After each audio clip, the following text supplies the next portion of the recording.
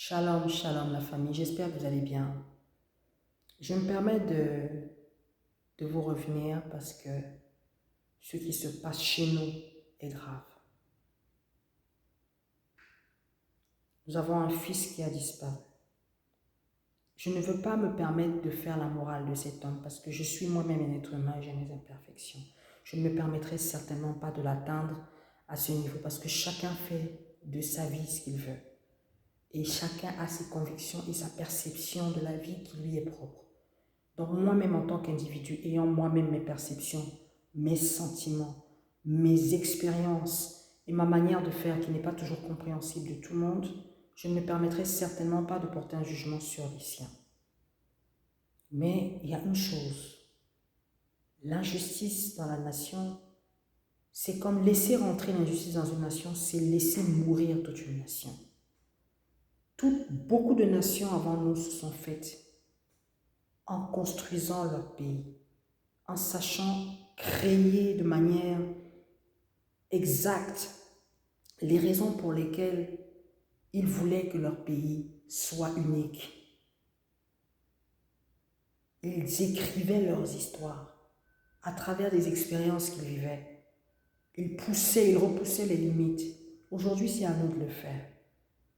En tant que mère, je m'insurge, il n'est pas normal que quelqu'un soit tué impunément devant tous et que personne ne dise rien. Il n'est pas normal.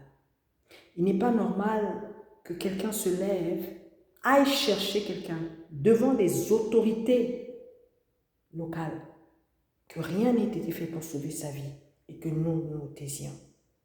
Tout le monde, sans exception, savait où se trouvait ce garçon quand il a été enlevé.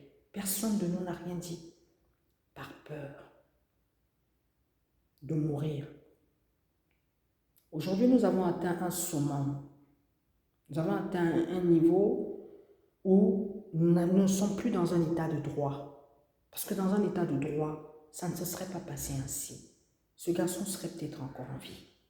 Je ne sais pas comment on pourra appeler notre Cameroun aujourd'hui, mais ce n'est plus un état de droit. Un état de droit, c'est un état dans lequel la loi régit la société. Mais là, on nous dit que la loi ne régit plus la société. On est en train de dire que certaines personnes peuvent décider de votre destinée là à l'instant, sans que personne ne fasse rien. J'interpelle toutes les mémoires, j'interpelle tout le monde. Si nous ne nous aimons pas, pour dire stop à ça. Bientôt, que ce soit nous en diaspora, que ce soit vous sur place, vos enfants ne pourront plus parler. Est-ce que vous rêvez d'un Cameroun où vous avez un enfant qui rencontre un ministre dans la rue, ce ministre se comporte mal et c'est l'enfant qui doit se soumettre à la volonté de ce ministre parce qu'il se prend pour Dieu, parce qu'il décide de qui doit vivre et de qui doit mourir? Je vous pose juste la question. Vous voulez qu'on rentre dans ce type de pays? Vous voulez qu'on vive dans cette peur perpétuelle sans jamais rien faire, sans jamais rien dire, subir et resubir? Jusqu'à quand? Jusqu'à quand? Il arrive un moment où chacun de nous doit prendre ses responsabilités. Nous devons dire non. Nous savons qui a tué Martinez Zogo. Des lois. La loi doit s'appliquer. Nous demandons justice. Nous demandons justice. Que ces gens soient appréhendés et condamnés. Nous sommes dans un état de droit. Nous ne pouvons pas, comme ça, rentrer dans la vie des gens, les tuer. C'est-à-dire que pendant une semaine, on a tous vécu avec la peur au ventre. C'est ça que nous voulons pour nos enfants. Je ne parle pas de la maman de Zogo qui est éprouvée, sa veuve éprouvée, les enfants éprouvés. Tout le Cameroun éprouvé. Ce n'est pas la première fois en plus. C'est la Xème fois. Nous allons garder le silence jusqu'à quand? Nous allons faire semblant jusqu'à quand? Jusqu'à ce qu'un des nôtres perde aussi un membre de sa famille de cette manière. Aujourd'hui, nous avons la possibilité de donner la vie à 2 autres journalistes qui ont dénoncé des choses qui étaient vraiment atroces, qui aussi sont en danger. Si nous ne faisons rien, nous allons assister à 2 autres meurtres, naturellement, sans rien faire. Parce que nous sommes responsables de la mort de Zogo Martinez en partie. Quand on l'a arrêté, on aurait pu dire, allez chez Amoubou Gadi, dit que non, tu ne touches pas cet enfant. Personne n'a eu le courage de le faire. Personne.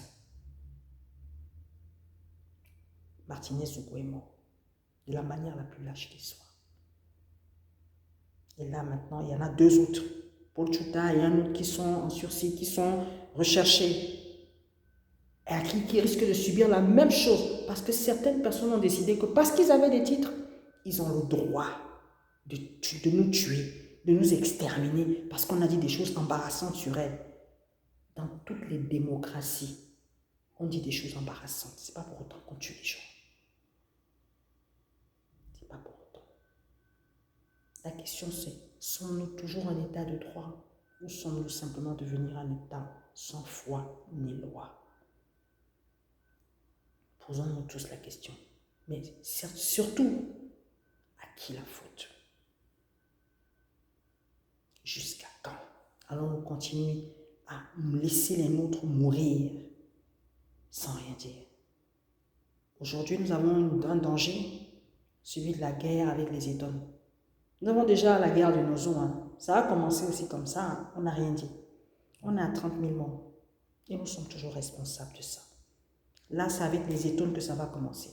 Le sang qui va couler, pourquoi? Pour 3 malheureuses personnes qu'on n'a pas le courage d'incarcérer, de demander. Il faut demander la justice.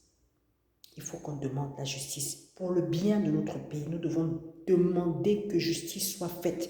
Que les personnes qui ont tué Martinez Zogo soient condamnées. On les connaît. Toutes les preuves sont là. On les connaît. Ne faisons pas comme si de rien n'était. On les connaît. On les connaît. Les gens qui sont au gouvernement savent qui a tué Martinez Zogo. Nous demandons justice. Nous demandons, moi en tant que mère, je demande qu'il y ait justice. Et je demande à toutes les mamans qui sont concernées du fait que vous avez donné la vie et que vos enfants sont au Cameroun et peuvent être prises à témoin, peuvent être prises comme ces mamans l'ont été prises, de dire, de demander justice pour la paix dans notre pays et pour que nos enfants vivent en sécurité. Aucune maman ne mérite ce que la maman de Martinez Zogo est en train de vivre. Aucune. C'est une violence sans précédent. Faisons attention. Nous basculons vers des choses encore plus dangereuses. Parce que si nous n'arrêtons pas ça, ce pays-là sera sans foi ni loi. C'est-à-dire que tout le monde va se lever et va décider de tuer qui il veut. Parce que la loi ne lui fera rien. C'est ce que vous voulez. Moi, je ne veux pas d'un pays comme ça. Je ne veux pas de ça. Il faut que ça change.